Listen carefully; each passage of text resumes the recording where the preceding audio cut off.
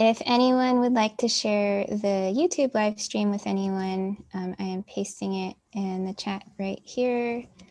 But I think we're ready to start now. So Mariella, you can take it away. Awesome. Thank you, Diana.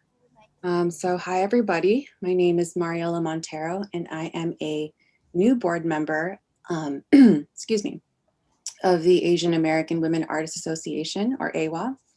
And we are very proud to present this very special opening reception for Sowing Agency, Seeding the Future for Environmental Justice, co-presented by AWA as well as the Asian Pacific Islander Cultural Center, or APIC, and their kickoff for the 24th Annual United States of Asian America Festival. You can learn more about both Sowing Agency and the United States of Asian America Festival in the chat. And first, I wanted to set some ground rules and point to some housekeeping items in this Zoom room. So automatic live captions are available if you need access to them at the bottom of the Zoom window. And at the bottom of the screen, you can click the CC button and select Show Captions to view them. This event is also being recorded and live streamed to APIC's YouTube. And we also want to acknowledge the privilege for being able to host this event online and for us to gather virtually on a Friday evening. If we find that anyone is being disruptive or disrespectful in the chat, our moderators will give you a warning and remove you from the Zoom if the situation calls for it. And the link to the YouTube live stream is in the chat. I also wanted to take a moment to honor the fact that I'm tuning in from Concord, California, which sits on Chipkin Miwok land, and AWA sits on unceded Ramaytush Ohlone land. As a non-Indigenous Asian American women-led organization, we acknowledge our ancestors as immigrants on this stolen land and the great debt we owe from benefiting off the genocide waged against the Ohlone people. We want to honor and name the lives and agency of the Native peoples who continue to steward the histories and futures of these places. We invite you to share where you are coming from in the chat as well. And because we believe in following words with action, AWA is partaking in the Sogorea Land Trust annual institutional Shimi land tax to support the critical work they are doing to rematriate Indigenous land to Indigenous people. The Shimi land tax is a voluntary annual contribution that non-Indigenous people, businesses, and organizations can make. We encourage you to learn more, spread the word, and engage with this significant work as an act of solidarity in returning the land to Indigenous people. And again, you can learn more about the Shimi land tax via the chat, or the link provided. And I'm also grateful to our staff, volunteers, and board members who are in attendance tonight. And I'll pass the mic to Diana to share some announcements and to talk more about AWA. Hi, everyone. Thank you, Mariella, so much for starting us off. My name is Diana. I am the Managing Director of the Asian American Women Artists Association and the Program Coordinator for the Asian Pacific Islander Cultural Center, both of which are amazing organizations presenting the program for tonight and the festival for from now until June too. So if you don't know AWA, I'm just gonna do a little spiel about AWA. Our mission is to advance the visibility and recognition of Asian American women in the arts. And through our membership network, programs, and exhibitions like Sowing Agency, AWA is a resource to artists, educators, academics, researchers, and more. Before we get into it, I also do want to first acknowledge the pain and grief many of us have been experiencing over the past year due to the COVID-19 pandemic and the racist violence against Black, Brown, Indigenous lives and those within our AAPI communities. And as we offer ourselves a moment to grieve and process the continued hate and anti-Asian violence happening in our communities, we arrive here knowing that this kind of xenophobia and violence is not new. And one additional thing is I also just want to bring weight and attention to the COVID-19 crisis in India. So right now there are over 18 million people who have been diagnosed with COVID there, while the US has 40 million AstraZeneca vaccines that aren't authorized for use here, and we're just holding them when they're authorized for use in India. So if you'd like to get involved or learn more about this issue and find resources on how to help, you can also visit Equality Labs. They have a really good resource list. And I think Jenny is pasting that into the chat right now too. So yeah, I think, so that's AWA, and that's just wanted to get that out there. Thank you all for being here again today. If we go to the next slide, I do wanna just do a quick acknowledgement of our partners, APIC, AWA, SOMARTS, where the Sowing Agency exhibition is being held, and the Asian Art Museum, who is helping us co-present our next event on May 15th. And this exhibition is also, we're partnering with these community partners as well, the Asian Pacific Environmental Network, the Berkeley South Asian Radical History Walking Tour, the South of Market Community Action Network, 18 Million Rising, and Survival Media Agency. So thank you to all our partners. And so next, I want to introduce you to the host for this evening's program to thank our funders for tonight. So let's welcome the founder of Papa Lowdown PR Agency and one of AWA's other new board members, Paloma Concordia. Hello, everyone. Welcome to the virtual opening reception for Sowing Agency, Seeding the Future of Environmental Justice, and the official kickoff for APIC's United States of Asian America Festival, Forging Our Futures, SOMA, and Chinatown. This show is made possible by our funders. Thank you to California Arts Council, Fleischacker Foundation, National Endowment for the Arts, San Francisco Arts Commission, San Francisco Grants for the Arts, Start Small, and Zellerbach Family Foundation. I'd like to give another big shout out to our Sowing Agency sponsors, which include Asian Art Museum, Rainbow Grocery, Aaron Mock, Editorial Fellow of the Sierra Club, Michael Stewart, and Dr. Lee Min Hu and Dr. Ki Han. Thank you for your support. Before we begin, we would like to share a brief announcement from our sponsors at the Asian Art Museum.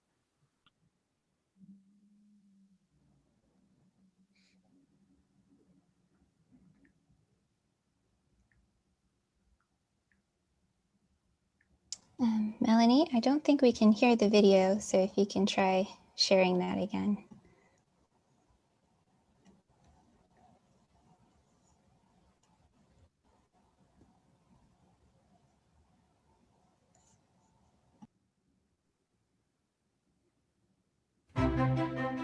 The Asian Art Museum is now open. Visitors can travel through Asia with a variety of brand new experiences, including exploring the newest installations I Look for the Sky and Memento, and watching an eclectic selection of more than 50 short films and After Hope, videos of resistance. Ticket reservations at asianart.org.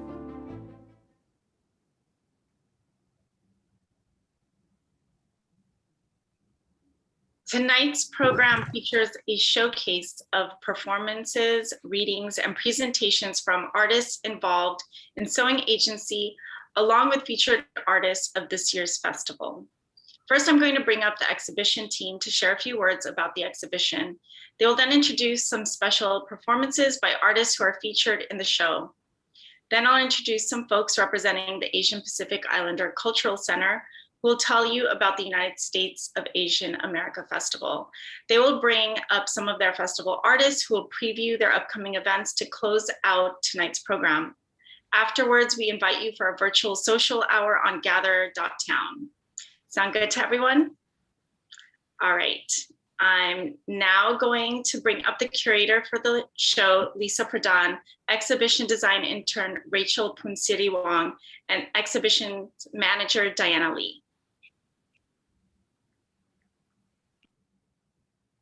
Oh, hey everyone! Thanks for coming.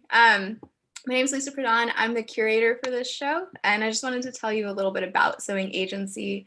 So this really came to us from we were just feeling very inspired about the fight for environmental justice, and we wanted to activate our communities to talk more about what's happening and to share the work and the history that's already been engaged with in terms of how we're facing today's climate crisis.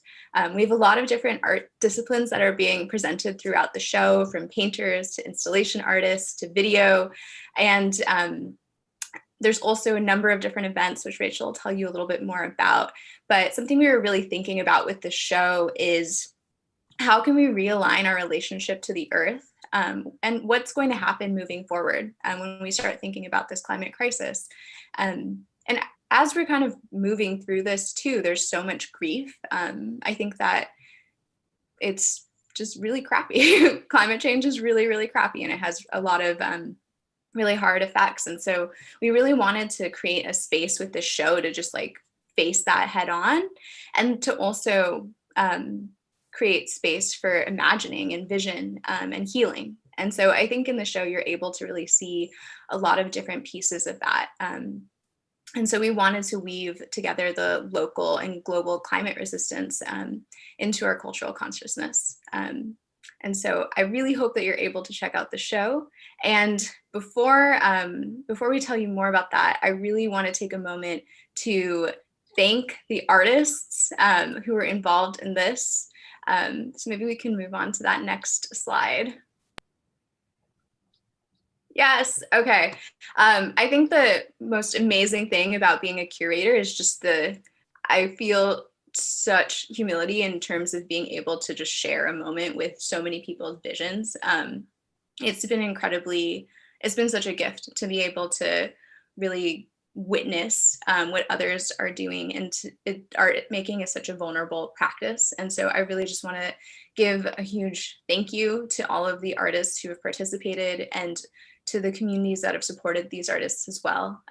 It's an incredibly vulnerable thing. And I think without that vision, we're not going to know what we're going to do moving forward. And I think that art has this amazing ability to put words to things that don't have words. I also really want to thank our exhibition team, who worked so hard to make this happen and bring all of you here into this space.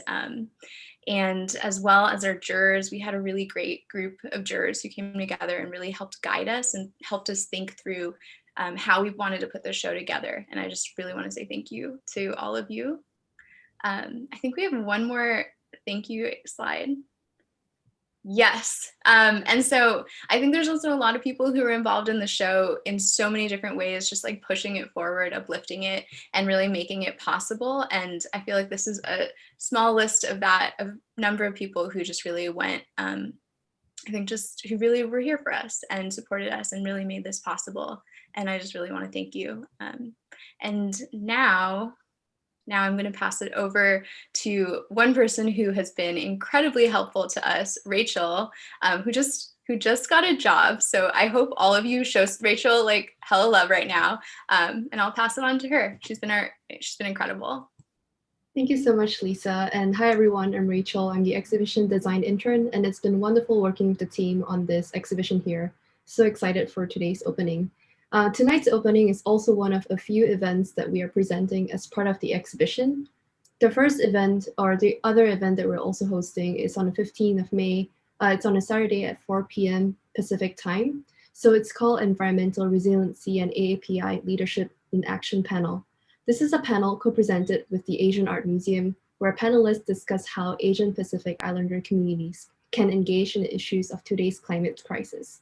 Artists Angela Angel, Priya Handa, and Pam Tao Lee, along with Asian Pacific Environmental Network organizer Chuk Ning Lee, discuss environmental resiliency and leadership through their artistic and organizing practices. This panel is moderated by exhibition curator Lisa Pradhan and Shumi Datta from 18 Million Rising. The other event that we'll also be having is on the 23rd of May on Sunday at 2 p.m. Pacific time. This is our closing reception, and it's co-presented with 18 Million Rising, highlighting environmental justice and solidarity through a screening of short films and a Q&A discussion with the filmmakers. The artists and film lineup will be announced soon.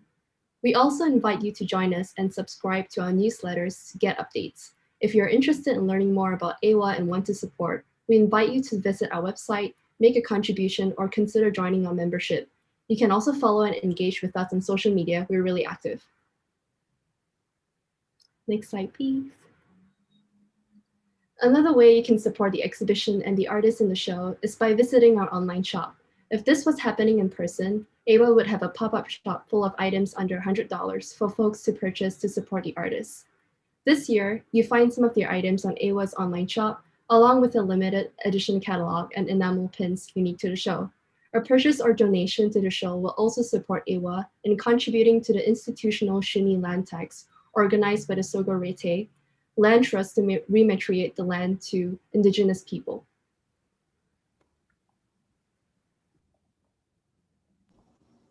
So I think I'm taking it from there. Thank you so much, Lisa and Rachel, for starting us off on the Sowing Agency side. With all of that said, you're probably wondering how you can see the show in person. So SOMARTS has on their website, there's a time ticketing Eventbrite that you can register at and see the show in person by appointment. You can also now see the show through a virtual gallery experience on the SOMARTS website. So we invite you to go on that link that Jenny just pasted in the chat and take a look there as well. And we also have a virtual guest book. So if you come visit our show and register through Eventbrite or visit the virtual gallery, we'll send you an email within a week's time to fill out a virtual guest book with some of your comments for the show. And like Rachel said, make sure to subscribe to AWA's newsletter, donate, become a member, or follow us on social media. So thank you, everyone. Without further ado, I just want to bring up our first artist who will showcase tonight, Rebecca Maria Goldschmidt, who has been developing a relationship with cotton as part of her research on Philippine weaving, and will be live spinning homegrown cotton this evening. Would you like to share any additional words, Rebecca? Aloha, everyone. Naimbag nga aldaw yo amin. My name is Rebecca, and I am here in my backyard in Palolo Valley, which is on the island of Oahu, the Ahupua'a of Waikiki in the sovereign queendom of Hawaii. And I'm just really so grateful for Diana and Lisa and everyone at AWA, and just for the whole crew, the team, everyone who's from installing, keeping the space clean in person, and then to all the virtual stuff. I know it's a lot of work, so I just want to give some gratitude. And I also wanted to just give some gratitude to my ancestors, all of our ancestors who are bringing us here today, who are allowing these intertwined, this woven fabric of our lives to come together in this particular way. I am here to basically spin some cotton, and this is cotton that I grew myself in the past couple of years. And my work that's in the show is basically about my relationship that I've been building with this plant. And when I think about environmental justice, my thoughts are really about personal relationship to the land itself. And I don't want to take up too much time, but I think for all of us, it's important for us to understand how our relationships have been severed and changed and broken, and how we can, through very simple practices, begin to recreate them and reclaim them and use them for our own ways in the technologies that our ancestors have given us that we still have access to. So yeah, agyamanak launay. Thank you so much, and excited to be here.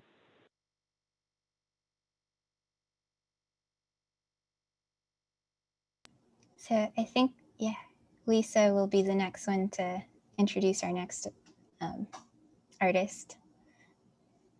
Yes. So our next artist is Frances. Sorry, I'm a little nervous. Frances Kai Hua Wang, and she is going to be presenting some poetry for us to hear it today. And she also has an installation in the show. So please, please check it out, and I'll pass it on. Okay, hi everyone. Thanks for having me. It's really exciting to be a part of this exhibition. Oh, and there's my piece. It's called Sowing Aunties. And I come from a big family of aunties. I've got 6 great aunties, 6 maternal aunties, 3 paternal aunties, 9 cousin aunties, a few married in aunties, and countless friend of the family aunties. So you know my life, right? And this piece was inspired by when cleaning out my auntie's house after she passed away. And every time I would clear out another cupboard, there would be another tofu container. And there would be more twist ties, and then stones. She had stones hidden all around her house. And these amazing tools that she created out of everyday items. And so with Sowing Aunties, I wanted to explore the quiet ways that one can be an environmental leader, environmental justice leader, outside of the limelight, outside of power and wealth, and the intergenerational ways that cultural environmental practices play out. So with that, I'd like to share my poem with you, Sowing Aunties. 1.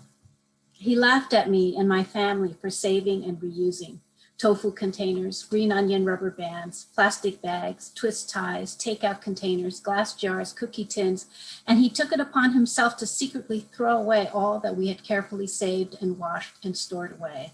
He thought it made us small and poor to reuse. He even opened and ate all the boxes of chocolates people gave us as gifts, quote, to take them out of circulation, unquote, before we could regift them to someone else. When I speak to Asian American student groups and tell them that there are people in the world who throw away all the green onion rubber bands and then go out to Office Max to purchase new rubber bands, the entire audience gasps. 2, at any auntie's home, the world comes full circle.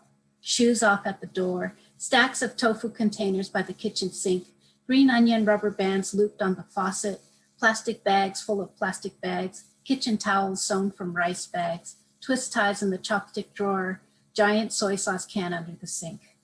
Old children's toys transformed into tools couched in memory. Have you eaten yet? 你吃饭了吗? As code. Auntie greets me wearing a blue monkey Aeropostale sweatshirt I remember my cousin wearing in the 90s. We eat from plastic Hello Kitty bowls and plates, the same ones we used when I was small. The secret cupboard full of candy and red envelopes is still stocked. I checked. When she sees a tear in the knee of my jeans, she tells me to fetch her cookie tin so she can mend it. She lets me go shopping in her closet. She sends me home with a huge pile of leftovers packaged in a variety of plastic takeout containers and vegetables from her garden wrapped in last week's Chinese newspaper. Auntie doesn't think in environmental terms. She does not calculate the economics of her garden, full of the flavors of home that she cannot buy, from jiucai to persimmon trees. She fertilizes with eggshells and tea leaves, and her garage is full of dried seeds for next year. Despite a long, successful career in America, she still does not buy anything full price. When I buy Big Auntie a CSA for the quarantine so that she does not have to go to the grocery store so often, she complains that $16 a week for vegetables is too expensive. She fights with the heron who hovers by her pond. Those are my fish, not the bird's fish. 3, we never talk politics, but my mom told me that my dad, who had always voted Republican, came to her in a dream and told her to vote for Bernie in the primaries. 4, my daughter goes to college with a big box of old mismatched bowls. Her housemates are mortified when a blue and white noodle bowl breaks because they think they have broken an antique family heirloom. True, that bowl was once her grandmother's, then mine, then her uncle's, then hers, but it is more of a hand-me-down than heirloom. At school, my daughter studies the science of climate change and environmental sustainability. My daughter likes to search for treasures in vintage stores and thrift shops. My daughter buys from sustainably and ethically sourced companies. My daughter teases me for the Marie Kondo-resistant clutter in my house, where a stack of tofu containers sparks joy. Yet I find that same stack of tofu containers by her kitchen sink, holding the soap, holding some coins, holding a few ripe tomatoes from her garden.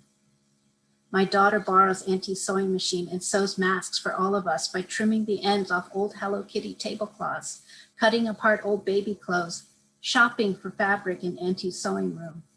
My other daughter finds old flower pots and seeds in Auntie's home and begins growing her own quarantine garden from bok choy ends and green onion roots. Little brother bikes and bikes and bikes. I come from a long line of aunties, each one stronger, smarter, and louder than the next. Aunties may look cute on the outside, but never underestimate what is on the inside. Only aunties are able to coax tropical plants out of the snow-covered ground. Only aunties are able to take on rude white men twice their size and make them cry. Only aunties are able to keep all of us rooted and fed and supplied in quarantine toilet paper, creating home half a world away from where they were born, while keeping up with everything and supporting everyone back home too. Global interconnectedness is not new for us. We overhear it in our mom's phone calls every week, and we help carry big boxes of it to the post office every holiday. As our aunties and uncles and parents and grandparents get older, we watch as they walk slower and begin to forget their English. We take them to the grocery store and go with them to doctor appointments. We beg them not to sneak out during COVID times. We worry about the long-term effect of the bombs that fell all around them during the war. We wonder how the trauma of war and famine and poverty and racism has been passed down through the generations. These are things they never talk about, except as jokes. And we thought the bomb fell on your auntie, but then we found out it fell on the cow. Ha! Because of the war, there was no milk, only rice gruel. That's why I'm so short. Ha! I had a picture of my daughter on my desk at work, and this white man said, "Reminds me of a girl I knew in Nam." Ha! We are the children and grandchildren of immigrants and refugees. We carry more with us than family recipes, a second language, and hand-me-down homemade clothes. We can never be as frugal, as hardworking, as smart, or as able to find a deal as our immigrant and refugee elders. But we have seen them fight for us. We have seen them sowing stories to grow a life for us here. During hard times, we know it can be done. And we know who to ask for help. Thank you. Wow, thank you, Frances. I have chills going up and down my body, and people are leaving you a lot of love in the chat. So please check that out. And yeah, I'm really excited to present our next art piece / artist. So Pallavi Sharma, there's her installation in the show right there. Go check it out in the virtual gallery or in person when you get the chance. And we're going to be presenting a performance by Pallavi, which is in collaboration with Shailaja Dixit and Sonal Sangvi.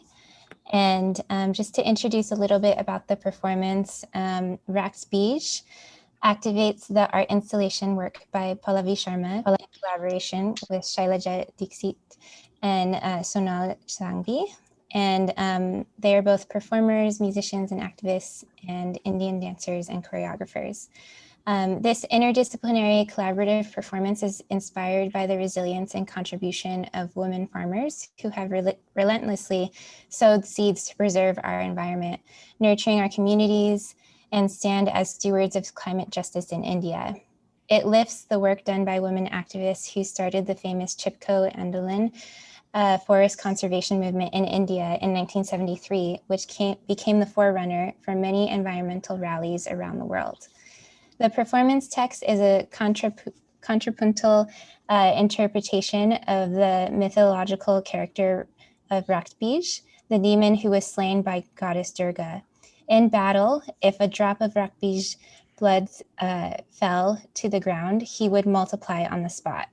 It draws attention to the contribution of Dalit women farmers and how they are exercising their agency to activate spaces in order to create a discourse on the current global ecological crisis. And this work intends to address capitalist patriarchy, to reclaim space to nurture our future, one free of violence, greed, and oppression, each of which is growing day by day. So without further ado, we'll bring up Pallavi's and the collaborative performance.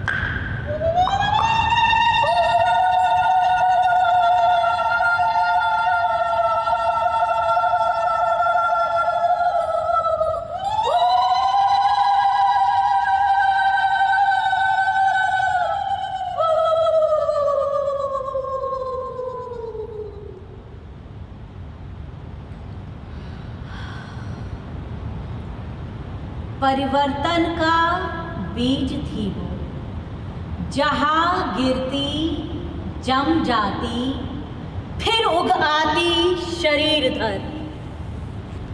परिवर्तन का बीज थी वो, जहाँ गिरती जम जाती, फिर उग आती शरीर धर। परिवर्तन का बीज थी वो, जहाँ गिरती जम जाती, फिर उग आती शरीर धर। मेरी रचना मेरी धरना मेरी ही महिमा है, इसकी बढ़ती लाली भी मेरी ही तो गरिमा है। ये रक्त बीज है, रक्त बीज है, रक्त बीज है, ये रक्त बीज है, रक्त बीज है, रक्त बीज है। आकांक्षाओं का कटा हुआ सर चक्र की तरह घूमता और फिर धंस जाता आधा सत्य की धरा पर। ये रक्त बीज है, रक्त बीज है, रक्त बीज है, ये रक्त बीज है, रक्त बीज है, रक्त बीज है। आकांक्षाओं का कटा हुआ सर चक्र की तरह घूमता और फिर धंस जाता आधा सत्य की धरा पर। ये रक्त बीज है, रक्त बीज है, रक्त बीज है, ये रक्त बीज है, रक्त बीज है, रक्त बीज है।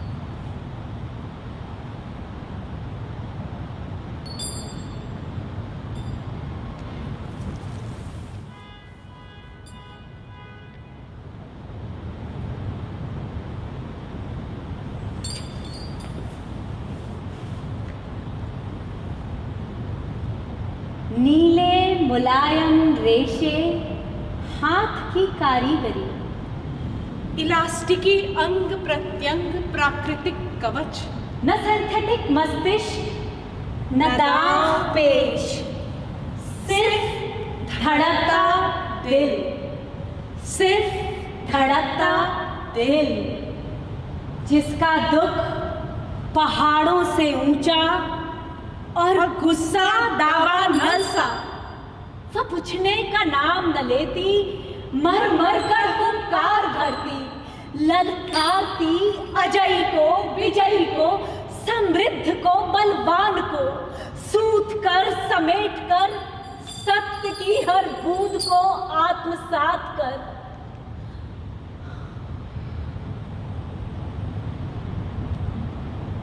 अपनी जिह्वा को गुलाबी पंखुड़ियों से सजा, विपक्षी पंक्तियों को हराकर, शांति से विलाप कर, कटोरे में स्मृतियों को बटोर पी जाती सारा उसे एक ही बार में, रोश में, जोश में कर जाती वो जो सदियों से करना चाहती थी।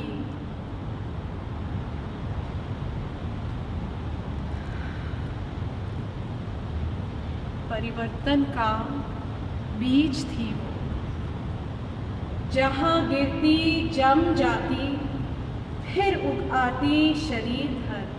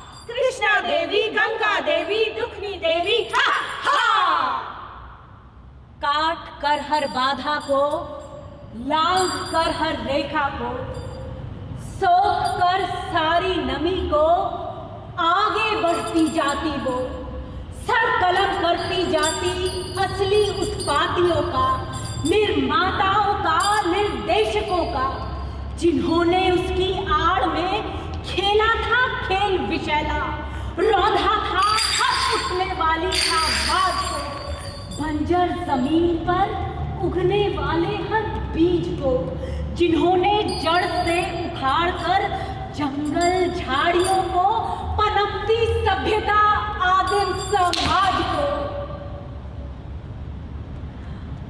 समतल कर हर नई संभावनाओं को यथास्थिति बहाल कर उसे अपना औजार बना, एक पंथ दो काज कर, एक पंथ दो काज कर।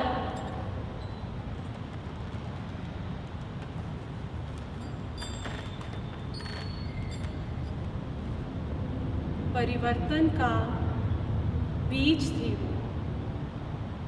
परिवर्तन का बीज थी वो, जहां गिरती जम जाती, फिर उग आती शरीर धर।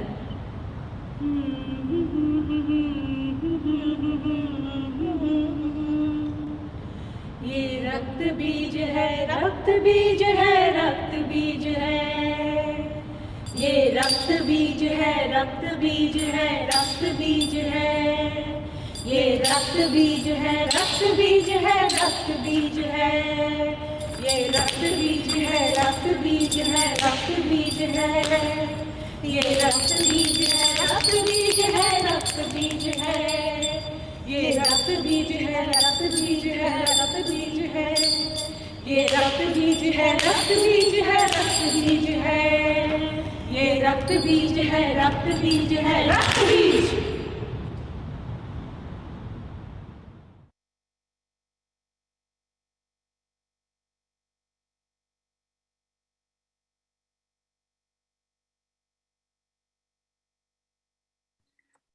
Thank you for that incredible performance. I wish we could have been able to see it all together live, but I feel like so many parts of it were able to be portrayed through the video. Our next person who's going to come speak is Narinda Heng. Narinda is a queer Khmer American artist whose work centers on the complexity of history, place, and identity. She currently serves on the Leaders Council for the people of the global majority in the outdoors, nature, and environment, PGM1. And without further ado, I will pass it over.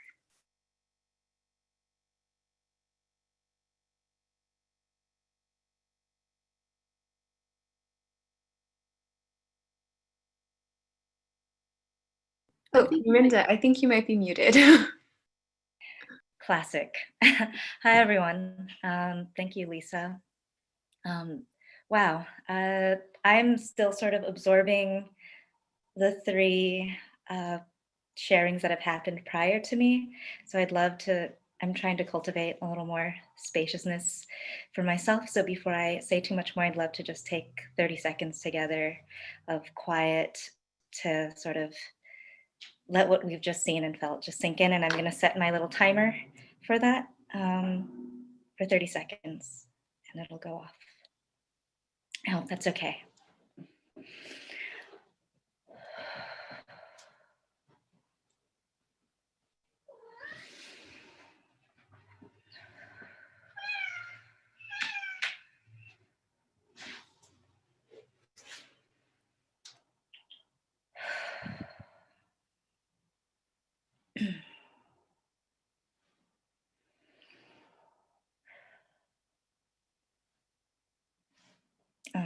And my timer just went off. That was 30 seconds. Thank you for highlighting Rebecca with their spinning in their beautiful backyard. Thank you.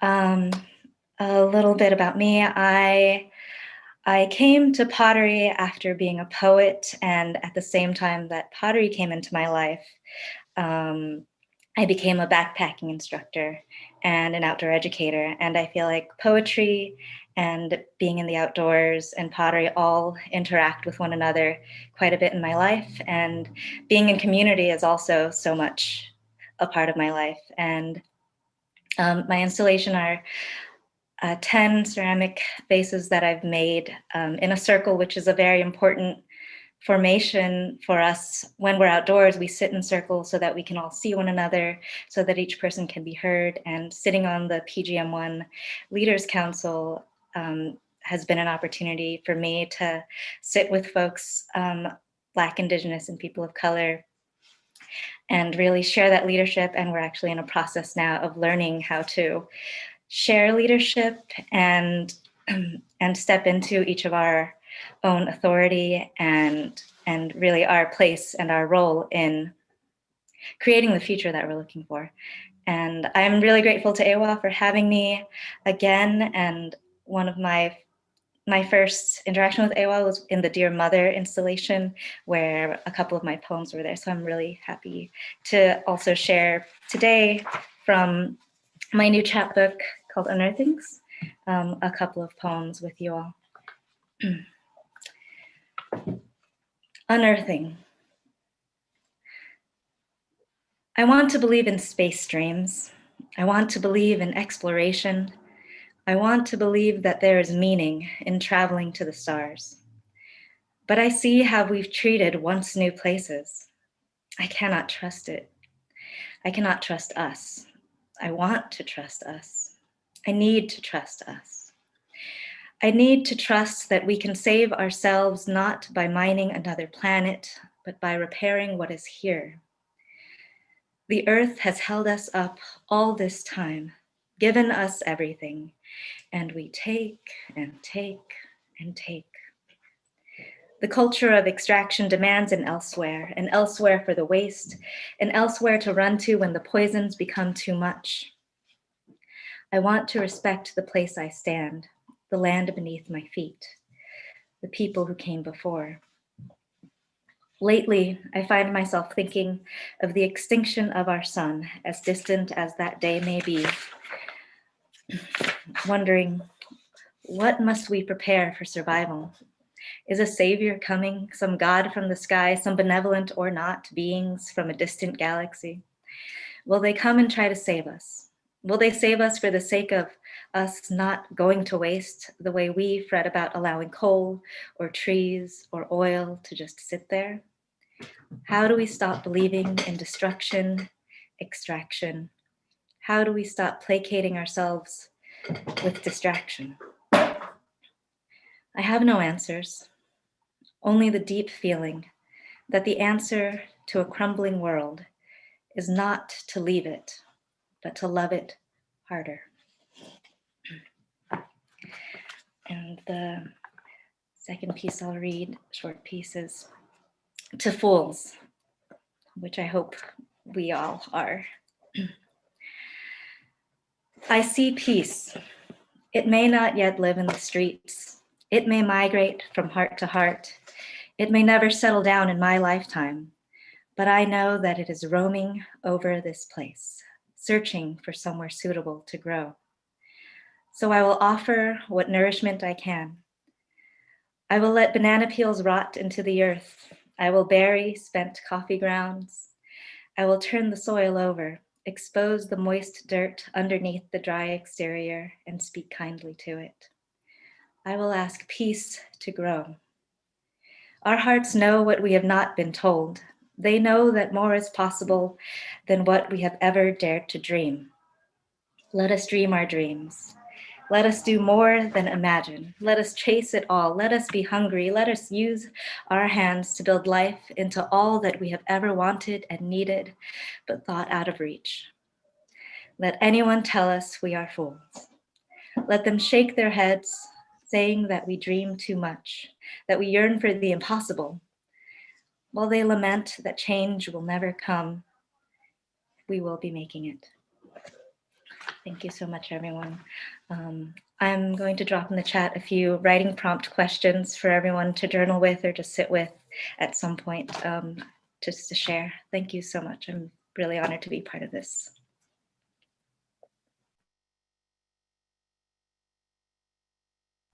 Thanks, Narinda. So deeply grateful for the words you've shared with us tonight, and to all of our artists so far. Just highlighting Rebecca again with the live cotton spinning. And I am very proud to present our next artist, Elvina Alejo, who is an artist, researcher, and educator who constructs archives on labor, displacement, family, and communal history. Their lens-based ethnographic works incorporate performativity, social practice, and public space to center care, community action, and cultural preservation through their experience as a third-generation renter in San Francisco. Elvina is also a very good friend of mine and collaborator and longtime collaborators.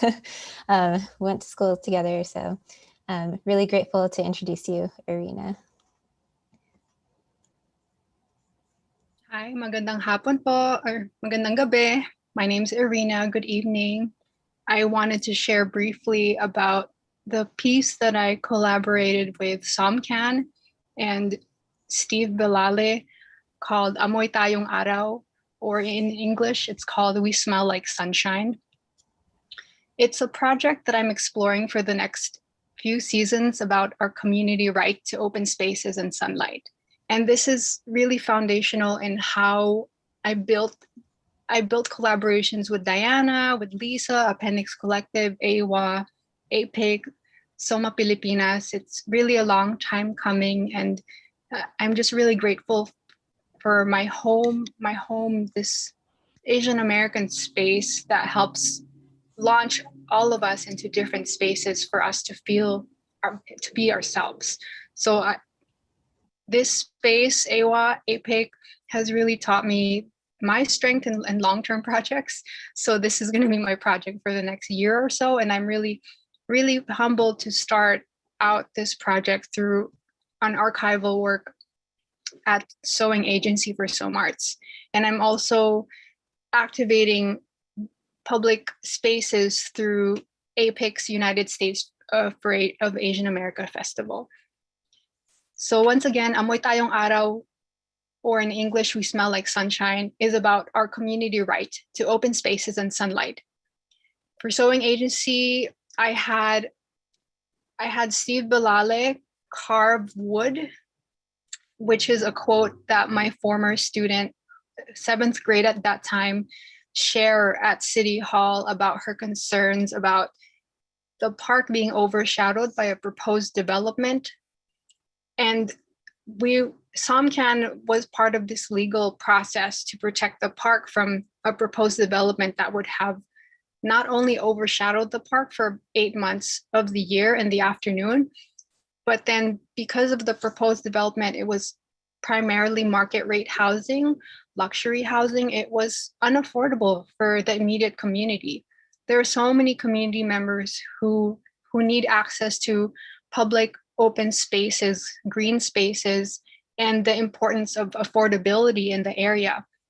As you can see in the quote below, there's a large group photo that I was really privileged to take one afternoon during after school program hours, 2 weeks after the hearing that SOMCAN was part of at City Hall, that my student shared that quote. Sorry, there's a smoke alarm, if you can hear that. I'm just gonna pause until it stops.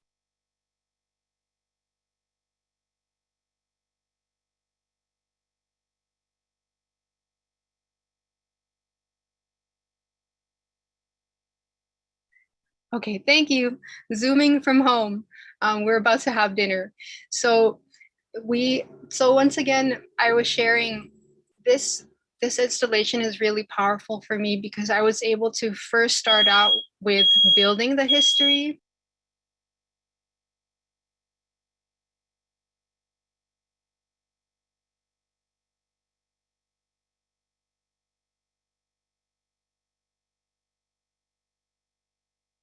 Okay, I'm gonna briefly share because I'm sure there's gonna be more smoke alarms. Yes, my installation is on fire, and it is on fire because of the community that brought it together. And so I'm so sorry, everybody. So we have the final piece of this installation is a video of the Board of Supervisors hearing, which is the TV at the bottom. And I learned how to download. What's great about City Hall is that you can download and watch. If you have time, there are community members who do this, just watch the whole hearing. This was 7 hours, and I was able to really pick the parts when community members spoke at the hearing in support of the park. And so there were over like 70 people who showed up, 70 to 100 people showed up that day defending the park. So I think my time is almost up.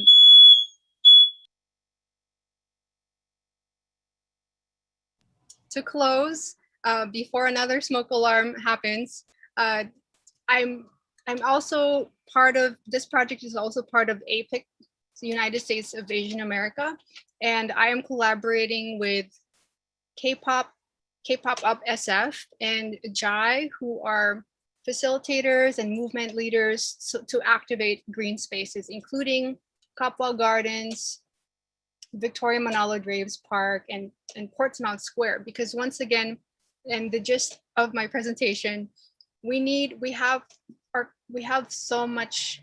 It's our right to have access to open spaces and sunlight, and a big part of that is taking legal action to protect parks, including the Sunlight Ordinance of 1984, Prop K.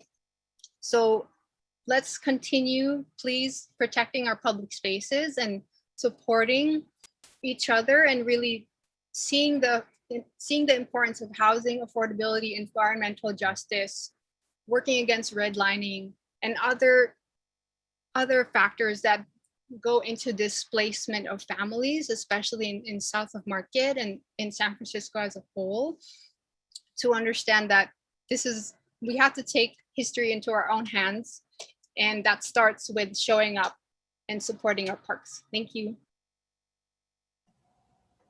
Woohoo! Thank you, Irina. That was beautiful. I just want to quickly just remind y'all to check out everyone's works online through SOMART's virtual gallery and in person through that. Get your time ticket, get that appointment to go see it in person. This is the magic of doing things online. So thank you so much for bearing with all of our different internet connections and sounds. It was beautiful to pause with Irina and just take a moment. So without further ado, I'll just pass it back to your hosts for the night, Paloma. Thank you so much, everyone. Another round of applause for all of the artists that just presented. And I also want to say happy 5-year anniversary to Soma Filipinas. Yay! All right, yes. We are now transitioning to the second half of our program. To kick that off, I'm bringing up the one and only, the Executive Director of the Asian Pacific Islander Cultural Center, Vinay Patel.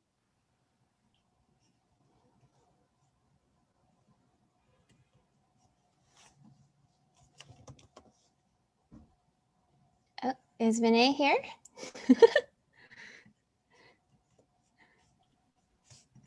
Hi, I'm here.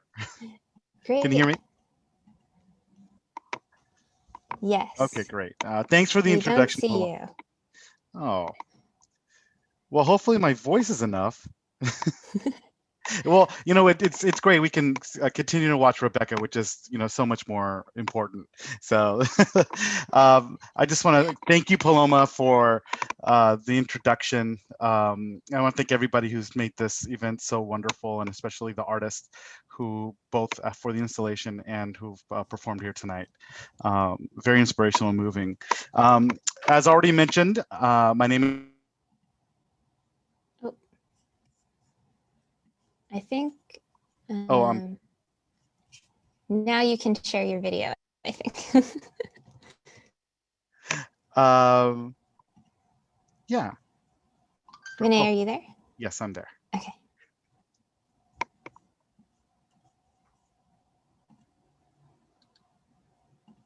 Oh, here we go.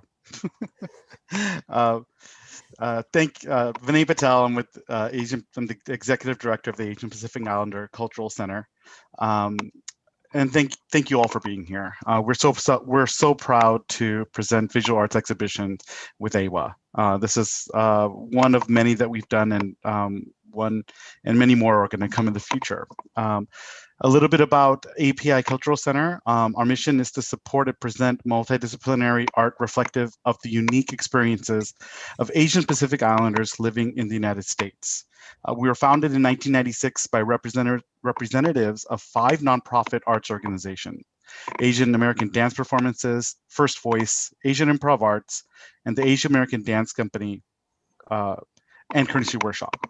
Since 1998, the center has promoted the artistic and organizational growth of San Francisco's API arts community by organizing and presenting the annual United States of Asian America Festival, as well as commissioning contemporary art for and by Asian American and Pacific Islander communities. We're one of 7 city cultural centers supported by San Francisco Arts Commission and San Francisco Grants for the Arts. Big shout out to Soma Arts, who are our home for our gallery. So thank you to Maria Jensen and all the staff over at Soma Arts. To learn more about our stuff or our organization, please check out the information in the chat. Now I'd like to bring up APIC's Artistic Director, Melanie Elvina, who will tell you about this year's festival and introduce you to some of our artists.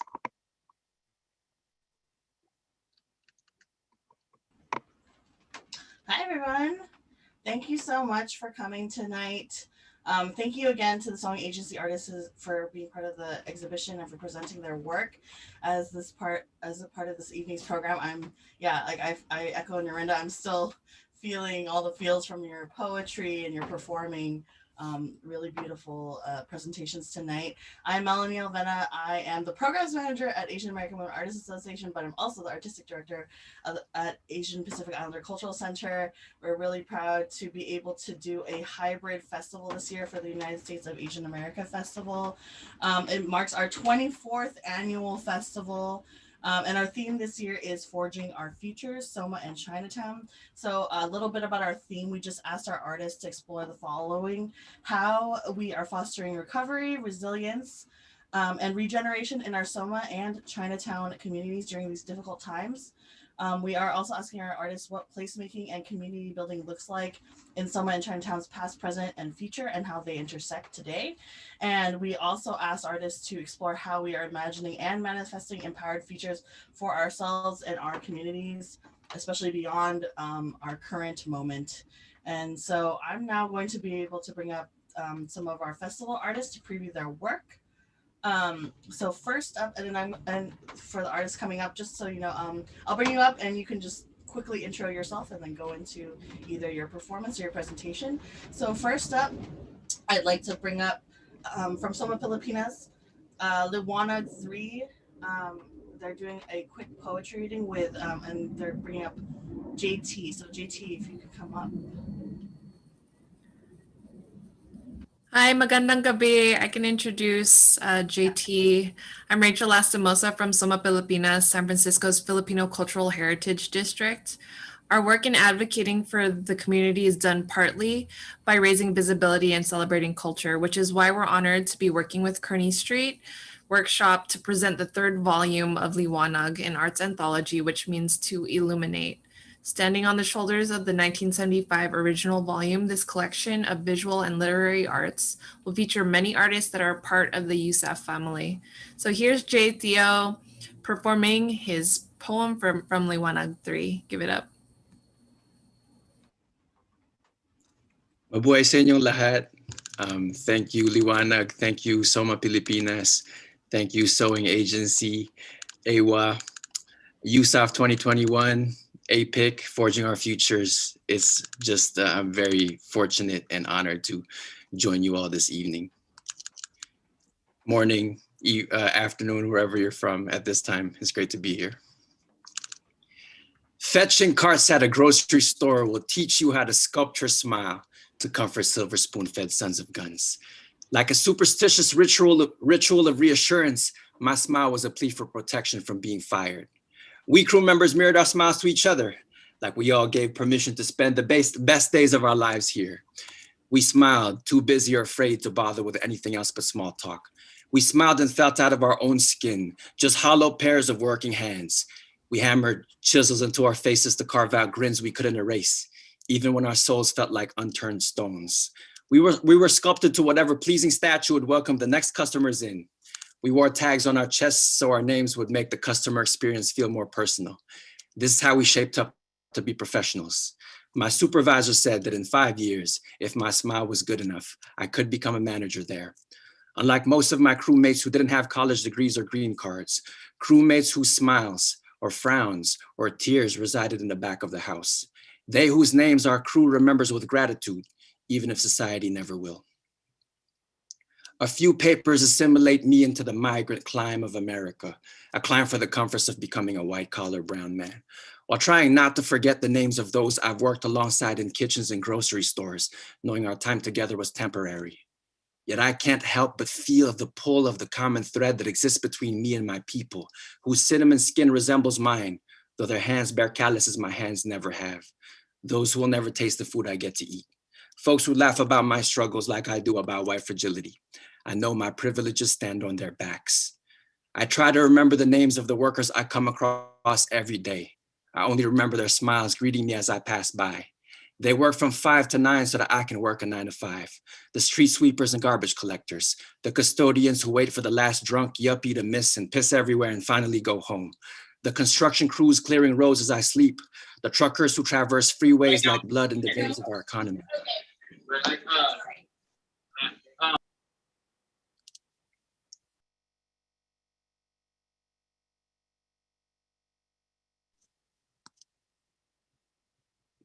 Can y'all hear me okay? Yeah, you're good. Oh, cool. Just, was my audio on the whole time? Because it asked me to unmute. Yes. Yeah, all right, bet. The truckers who traverse freeways like blood in the veins of our economy. Most of us may die without wondering whose hands decorate our plates and feed our families each day. The farm workers who left the tropics of their homeland to brave the drought in California. They whose skin touches pesticides like perfumes, whose resilience wouldn't allow their weathered hearts to petrify. I wish I learned the names of the workers who were handcuffed and laid on the floor in that furniture store by ICE. I was too busy rushing to work. Or the names of the families who secretly lived under the local laundromat before the ICE raid. I don't know what it's like to drive home after a long day of work, fearing that I could be pulled over and detained along the way. To acknowledge that no smile of reassurance, no amount of hard work or money earned would guarantee my family's safety today. I don't know what it's like to be blamed for this economy's downfall when my hands know too well about holding it up. I don't know what it's like to feel foreign in the home I built. I want to tell our migrant workers that they're not resident aliens, they're our hometown heroes. I no longer remember the name of a worker I befriended in the mines of Surigao, Philippines. They once told me to tell their stories and paraphrase it for any person I speak to. They told me that if they can't, maybe their children will one day escape those mines to write for their people like I do. Maybe their kids will play with mine and go to school like mine will. I told them I wouldn't want to appropriate a struggle that is theirs to speak of. They asked me, if you don't tell our stories for us, will they ever be heard? My people's struggles hammered chisels into my soul, carving out a new purpose no one could erase. By any means, their legacy, their humanity, their names will be fought for and remembered until the day that my kids can live alongside theirs, until their names are stitched in the fabric of our culture. The tapestry of our history awaits to be completed by the stories our people are yet to tell. As a Filipino by birth, American by forced migration, I am working to find our common thread from here in the petty chaos of the everyday hustle in the land of the free and the home of imperialism. May we thread together resilience worn like capes and muster strength to keep our people safe for our everyday heroes who risk their lives crossing Minutemen-infested borders until unity is woven, until victory is ours, hanggang sa tagumpay.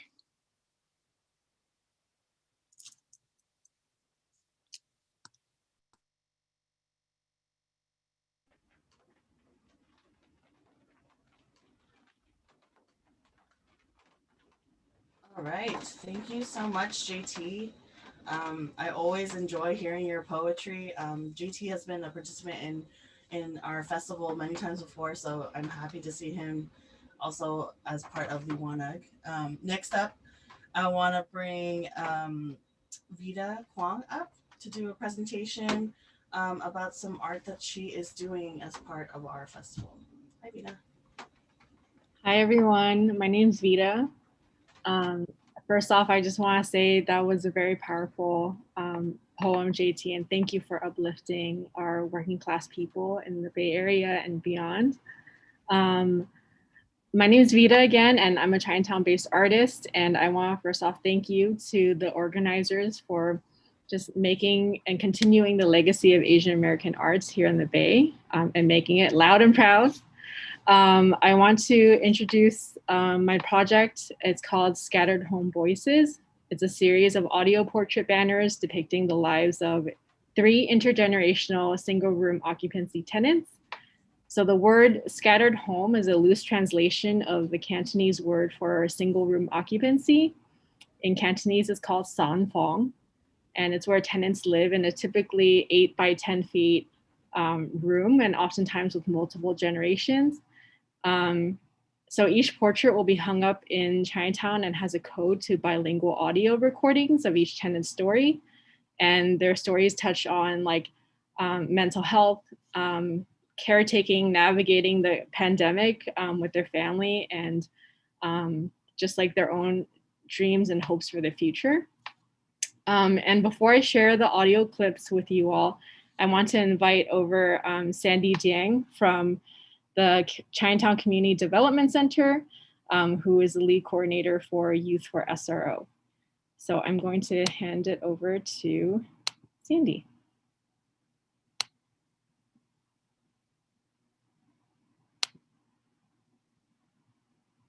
Sandy, are you able to? Hello, yes, I'm able to speak now. Yes. Hi, everyone. My name is Sandy. I am the youth program coordinator for Kiki and Anna, YSO youth leaders who are part of the Scatter Home Voices project by Vida Quang.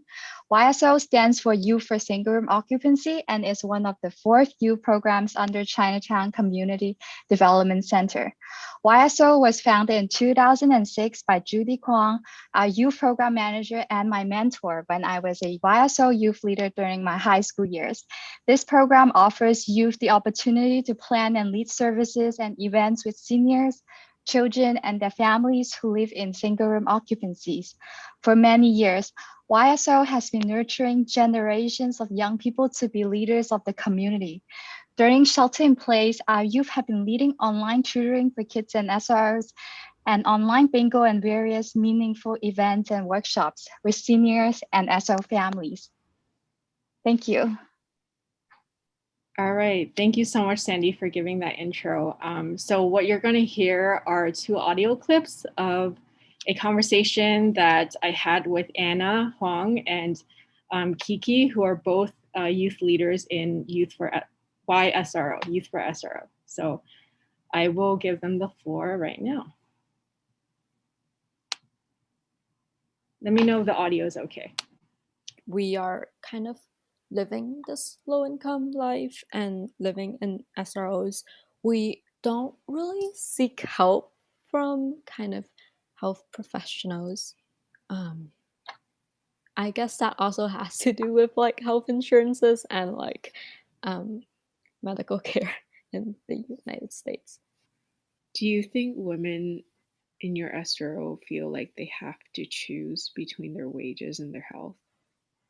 Like most of women on my floor does all like the cooking and like the cleaning and like all the stuff that the housekeeping that you do.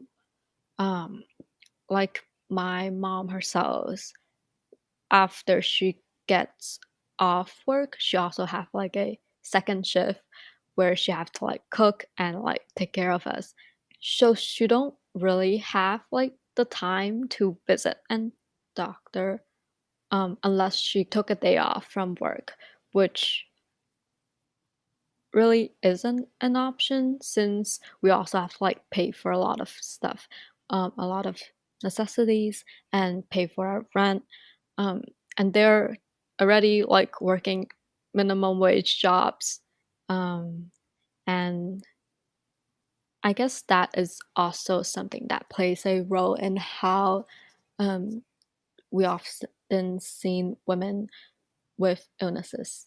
Yeah, I really only started noticing it more as a pattern that many of my neighbors I grew up with have chronic or mental illnesses. It just never occurred to me until my own health problems came about. Like these are long-term chronic health issues that develop over many, many years. Like the stress of living in an SRO and working low-wage job, and then it just kind of, builds up in your body. Like if I think of it right now, like I don't think people would judge me as much as I think they would. But that was like me back in middle school. And yeah. And also especially seeing like a lot of popular kids hanging around like with some of my friends, and I just don't want them to know like what if like they would tell other people. So like if they did, then the whole school's gonna know that you live in SRO housing, and sometimes you don't want that.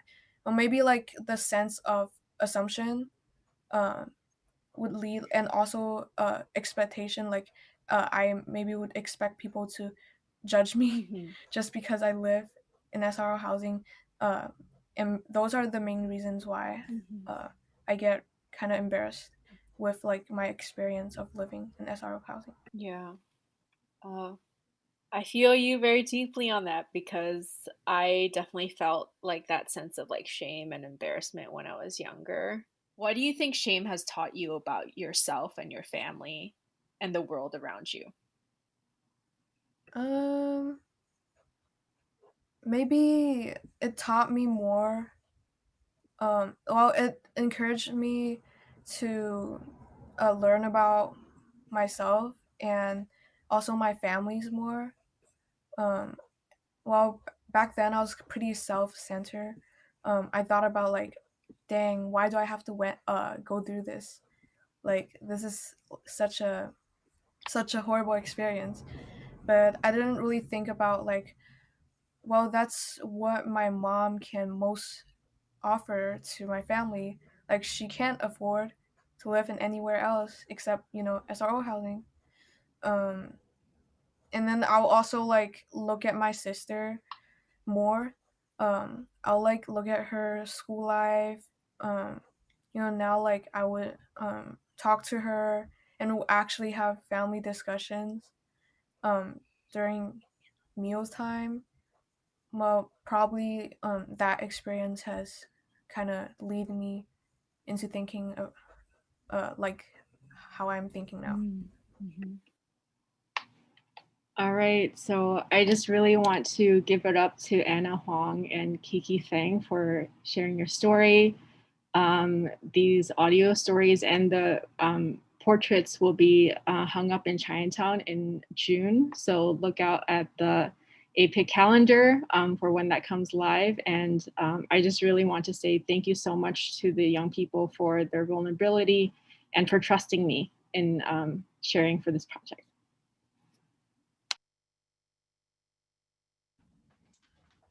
Thank you, Vida. Thank you so much for, telling these stories and ensuring that they are coming to life with not just your art, but the audio of the folks that you are, featuring in your work. So I really appreciate that. We partner with Vida to do Love Letters to Chinatown for APIC just this past January, which is a really successful event. So, we always want to support doing these sort of events for Chinatown with our festival this year. Soma and Chinatown, those are for us our cultural hubs as Asian Americans, but also where a lot of us do our work. A lot of us are present our work in these neighborhoods. So I'm thankful for being able to highlight some of those stories. Okay, so next we have Rooted Recipes Project. So if the folks from that can be brought up. And they're going to do a presentation on what they're going to be doing for the festival as well. Got Twee. There's Twee in the house. Hi, Twee. Hi, I'm here. Hey, everyone. My name is Twee. I'm the co-founder of the Rooted Recipes Project. Along with Kim Boral, another co-founder, will be organizing a virtual storytelling event this June as part of the APIC USAAF Festival. I just wanted to thank, APIC, Melanie, and Diana for having us and for all of your support. Congratulations to the artists of Sowing Agency and the festival. Thank you for sharing your moving and powerful stories today with us. At Rooted Recipes Project, we use food as a vehicle to dive deeper into our Asian American identities. And we bring our communities together over a shared meal to practice justice and work towards a liberated future. Though we won't be able to serve up a physical meal for APIC this year, we'll be serving up food stories. They'll just be as emotionally and spiritually nourishing to highlight and support our beloved neighborhood of San Francisco Chinatown. We aim to create a space for our collective grief, our joys, and everything in between. So this is kind of like our culinary love letter to Chinatown, if you will. And we will be working with the Chinese Culture Center and Lunchbox Moments, a culinary zine. In a moment, I'm going to invite up one of the Lunchbox founders to talk more about the zine and also to share a story with you to give you an idea of what you can expect for this virtual storytelling event. But first, a few details about the event. It's going to take place on Wednesday, June 9th at 7 p.m. Are on sale. We are providing free tickets, and I'm going to put the link in the chat box later. And for the first 25 people who do purchase $20 tickets, we're going to ship you a lunchbox of little gifts from Chinatown, and all proceeds are going to go support our community partners. All right, I'm going to invite up Diane from Lunchbox Moments. Diane Leo is rooted in San Francisco, Ramachushaloni land, and the colorfully boisterous Toisanese diaspora. She now resides in North Central Valley, Nisunan land, in between the ocean and the mountains. Her writing can be found in the Universal Asian and the forthcoming anthology, Right Now SF. All right, Diane, it's all you. Thank you, Twee. So I'm Diane, one of the curators for Lunchbox Moments, and we're a charity zine featuring work by 25 AAPI artists and writers that explores our relationships with food and cultural identity. Print copies will be available for pre-order in early May, and we'll have digital copies after that. The proceeds will benefit San Francisco's CCDC. And for more information and to be the first to find out when pre-orders open, follow us on Facebook and Instagram at Lunchbox Moments and visit lunchboxmoments.com. And I just wanted to share one of my favorite Chinatown memories. Attending a family dinner at a sprawling banquet hall like New Asia or Far East Cafe, Empress of China, the Four Seas. So hopefully the banquet culture that's hopefully not extinct. One dinner, when the paper takeout boxes arrived at the table, my grandma swiftly snatched up the remains of the whole fish, folding the whole carcass into thirds, packaged, sealed, and secured into that paper takeout box. Just a fish, a tiny box, and my childhood amusement to spare. I remember being about 7 at the time, but I was wholly convinced that she, the fierce expert seamstress, former shrimp factory sheller, was in fact a magician, that she tamed the fish with all of her might into that tiny box. My elders giggled at my naivete, but of course the fish was fried, which made it that much easier for my grandma to cart the fish away for safekeeping. The essence was true to her generation, as she did not waste one single scrap of food. Such a memory reminds me that even though many of these restaurants are long shuttered, that even though my grandma has passed now barely a month ago, that I always felt guilty for never learning my family's native tongue. I'm still rooted to Chinatown by the food, the fish, the bones, and the tiny takeout box. Thank you.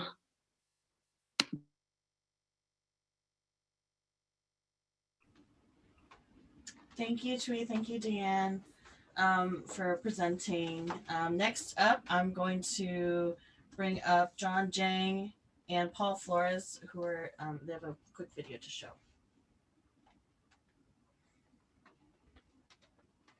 Hey, a huge shout out to API Cultural Center family. My name is John Jang, and I'm a composer, band leader, and activist. I am honored to be a featured and commissioned artist in this year's United States of Asia America Festival. I'm proud to be collaborating with poet activist Paul Flores on a new work entitled Never Again Now. This online residency will explore what it means to be American as a BIPOC person and seek to bridge the experience of the Asian Americans community with those of the Latino community, fostering empathy and support by drawing parallels of what our communities, such as the Japanese American community being locked up in US prison camps during World War II, and the plight of Latino communities currently being locked up in US prison camps at the border. We will have 2 more online discussions performances, and then a performance with Paul and myself live at Portsmouth Square in San Francisco, Chinatown on May 30th. And the world premiere of Never Again Now with my band, the John Jang Tet, featuring Paul Flores later in the fall. For more information, please follow our events at www.apicult.org. apiculturalcenter.org.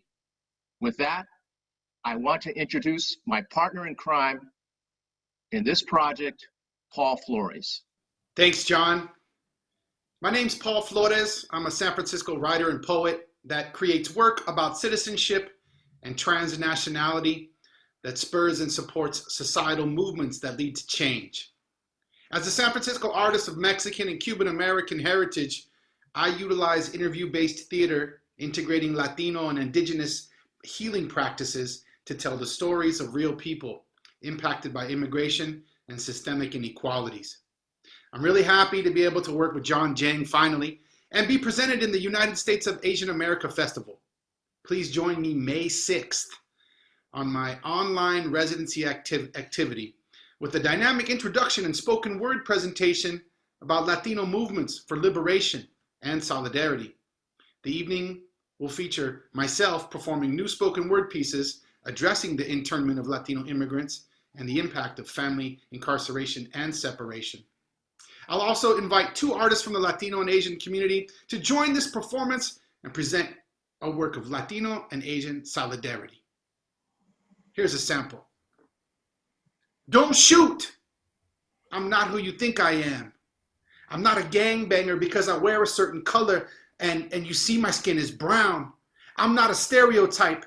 I'm not just another Latino man you see hanging with his friends about to cause trouble. I'm actually a pacifist. I'm a Buddhist at the SGI Center. I'm a religious man. I chant, listen, and try to understand. I work security at a club called El Toro. I have a dog at home who waits for me at night, sometimes till 3 in the morning when I finally get home. My dog Gorda, she gets excited when she hears my keys jingle at the door. She wants to know I'm safe too. I've never been arrested. I'm a scholarship student at City College. I wanted to be a parole officer. I try my best to help people. One of my friends was caught up in gang violence and drugs for years, but then I took him to the SGI Center and introduced him to Buddhism, and now he's praying and chanting, living peacefully. I am a humble person who loves to breathe the fresh air of my beautiful city, San Francisco. I love San Francisco. I want to live. I am pure love. I want to live. Amor, amor, love and justice. My name is Alex Nieto, and I want to live.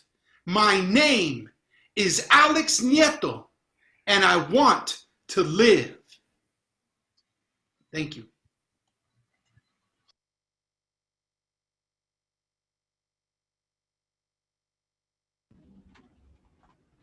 All right. Thank you, John and Paul, for that. Just so you know, those artists who just performed and previewed their works, they are part of the festival and they're special commission projects by APIC. But we have so many more artists in the festival. We actually have over 20 programs as part of it this year.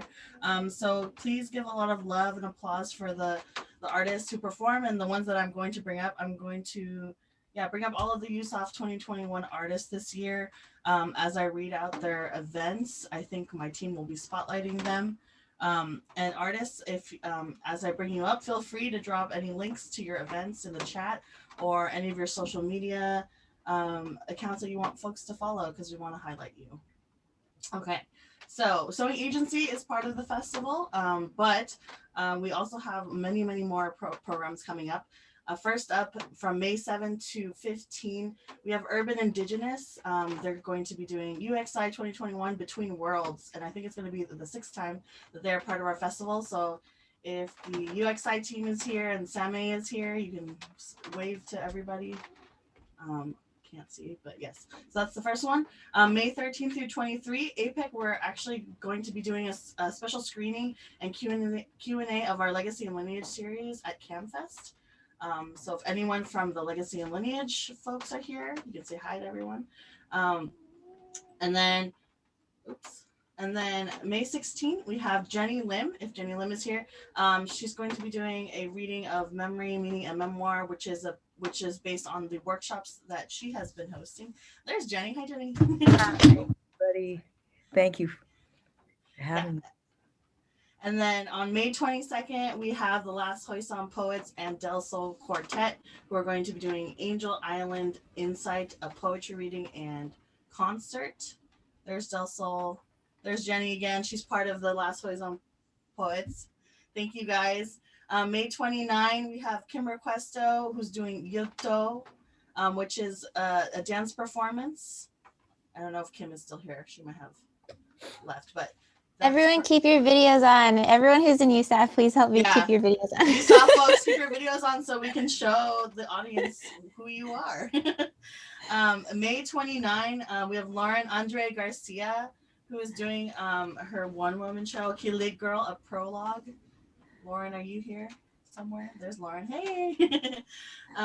Also, to round out Asia Pacific Heritage Month, we're going to be doing our first in-person program in over a year.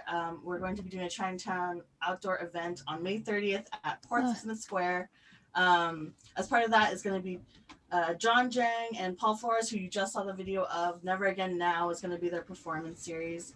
And then Macrowaves is going to be part of that as well with their Alternate Realm Chinatown launch, which is going to be a walking tour and alternate reality VR tour that's going to support Chinatown businesses. So if Robin's here, hey Robin. So that's happening also on May 30th. Audrey Tao, Berger, and Noah Wong are also going to be dancing with All That We Hold as part of our Chinatown event. There they are somewhere. I just saw them somewhere. Hi guys. There they are. Hi. And then Megan Lowe, of Megan Lowe Dance is going to be doing another dance performance, Ma Jaw, which is site specific to Chinatown. So if Megan's here, I think I saw her earlier. We'll find her. And then Michael Arcega and Paul Asuncion are going to be doing TNT side karaoke. there's Mike and Paula. Thank you. And then last but not least, we have Arena Alejo, who's going to be doing a performance of Amoy Dayong Araw, We Smell Like Sunshine, at Chinatown as well. So I think, and she was here earlier, you all saw her speak, but thank you so much to all those. That's all of our May events. And now we're going to move on to our June event, folks. There's so many. And so in June, we're going to start the first week off actually with our next outdoor in-person event, our Soma event at Capo Gardens. So part of that is going to be Soma Pilipinas. They're going to be doing their Liwanag 3 book launch as part of that. So Rachel, who you saw earlier, and GT are part of that. I don't know if they're here. I can't see. Michael, I think there's a max of who I can spotlight. Oh, okay. So I hope folks can see my group view. Maybe we can unspotlight May folks and then spotlight June folks. I don't know. But Michael and Paula, who you saw earlier, are also going to be at Capo Gardens. Arena is going to be at Capo Gardens again, as well as Audrey and Noah. I believe Megan too is going to be performing. So some of our performers are going to be at both outdoor events. But we're really excited for that, and we're really thankful to be able to do that this year. Like I said, first time we're doing in-person events, but we are looking for volunteers because we need support for that. So if you want to volunteer, let me know. But going on into June, after our Capo Gardens event, we're going to have the Reader Recipes Project, as I said, June 9. They're doing Reader Recipes Project, Forging Our Futures with Lunchbox Moments. And then June 10, Harvey Lazada is doing It Takes the Hood to Save the Hood, which is going to be a film screening and exhibition of some of his photography work. June 11th, we have Johnny Hui Nguyen, who's going to be doing a solo dance performance called Minority Without a Model, if Johnny's here. June 11th through 13th, we have QuackMap, the 17th Annual Queer Women of Color Film Festival is going to be happening that weekend. Busy weekend. We also have June 12th, Dinaga. I know Claudine is here somewhere. And she's going to be doing her Invisible Traces SF Chinatown performance. It's a dance performance. June 12th through 13th, we also have Ethnotech. They're doing their 40th anniversary performance called If We Only Knew. We're excited for that. June 13th, Vida Quang is going to launch her Scattered Home Voices which she just presented on. June 15 is Bindlestiff Studio. If anyone from Bindlestiff is here, they're going to be releasing their Fobcast, which is our first podcast as part of this festival. June 17, we have Balai Creative and Kearney Street Workshop are collaborating to do Filipinx virtual histories. I think Jason is here representing that. And then last but not least, to round out Pride Month, we have Queer AF with Radical Joy at the end, just, you know, rounding out the end of June. So those are all of our folks. I hope we highlighted them, whoever's here. We're so happy to have you as part of the festival. I'm really, really proud of all of the folks this year. I always tell everyone, but it's really true. This year we had such great proposals. So please, please, please check out their events. You know, a lot of them are online, so they're accessible. And if you can, please come out to our outdoor events as well. I am going to, and then Jenny, I think, is going to share the whole full festival calendar, so you guys can check them all out there. And now I'm going to turn the program back over to Paloma, our host, our lovely host. Thanks, Paloma. Hey, thank you, Melanie. Wow, that's a lot of events. I know it's like that every year, and I'm still in awe and amazed that this community is able to put this together, because it's a lot of work.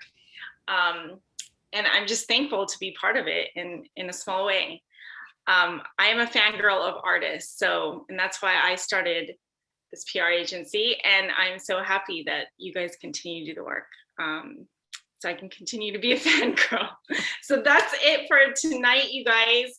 We're wrapping it up now, and thank you to everyone that performed. We're going to move on over. Oh, sorry, let me back up. So remember to check out Sowing Agency's virtual exhibition online. It's really, really cool. So if you haven't seen SOMART's virtual exhibition space, definitely check this one out.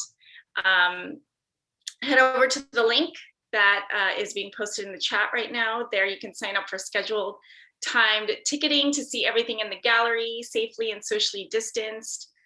And we're now going to go to the after party. Hey, so the link to register will be available in the chat. I will see you guys there. You'll get to talk to some of the artists, organizers of the show, and of course, all 79 now of us that are still in this room. So I will see you guys there. Thank you so much, everybody. Thank you for letting me host. It's an honor. If all the USAAF artists who are here can stay, we're going to take another group screenshot. And all the Sowing Agency artists, if you're still here too. Everyone show your video.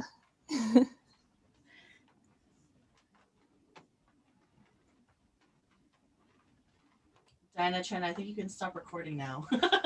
Please.